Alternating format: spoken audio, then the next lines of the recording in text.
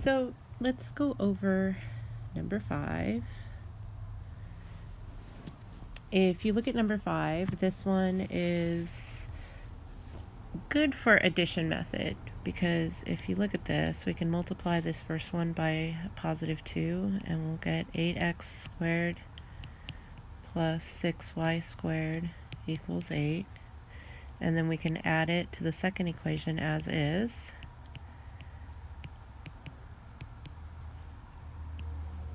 And we get 10x squared equals 5. X squared equals 1/2. X equals plus or minus square root of 1/2, which is, if we rationalize the denominator, we multiply top and bottom by root 2, and we get plus or minus square root 2 over 2. So that gives us two answers for x. These, when you think about what these are, the first equation is an ellipse, and the second equation is a hyperbola, and so we can have up to 4 solutions. Here we have 2 solutions for x, and these 2 solutions, when we pull them back into one of our equations, it doesn't matter which one in this case, because they're both, whatever solution you do get though needs to be a solution to both equations. So for x squared, this is x, I'm going to put in the plus and minus at the same time actually, and I'm going to leave it as 1 over root 2 quantity squared. That just makes it easier to square. 3y squared equals 4. This is where we're going to get y from.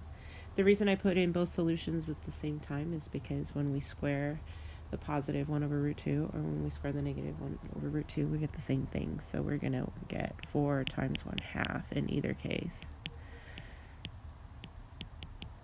So now we have 2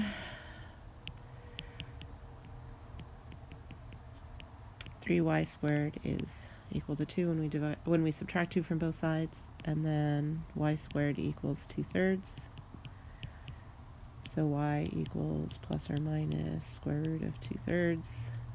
Again, if we multiply by root 3 to rationalize the denominator, we're going to get root 6 over 3. And so what we can conclude is we have 4 solutions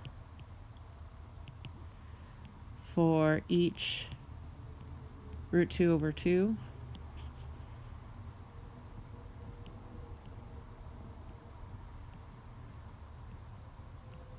We get each of these. So the 4 solutions are going to be the 2 positives, positive with negative, negative with positive, and the 2 negatives. And those should both intersect. And if we graph this, which I will pull up,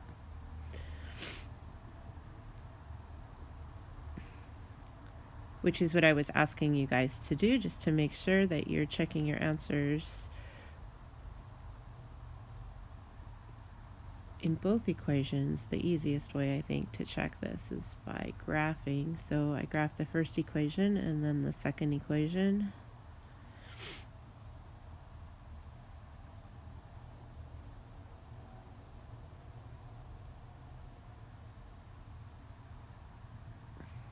And you can see there are 4 solutions. And if we wanted to be explicit about whether our 4 solutions are correct, because having the right number and having the right solutions are 2 different things, we can just put in our root 2 over 2, comma, what was it, root 6 over 3?